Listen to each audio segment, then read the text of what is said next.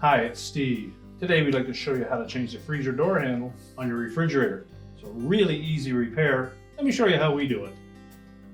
Now to do this repair, we'll need to remove a single screw on the top of that handle, and then there will be two more on the bottom of the handle that secure it to the bottom of that freezer door. They're all Phillips head screws.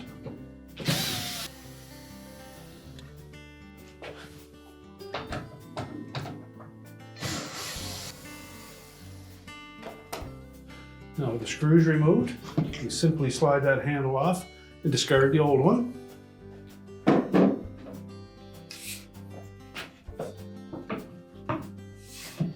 You may have to put a little pressure on that to spread the ends of that enough to slide over the door. We'll line up the top screw first.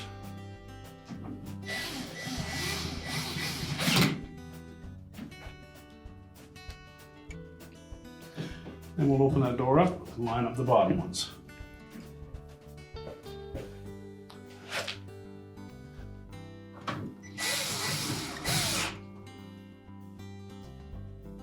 Be sure to tighten those securely,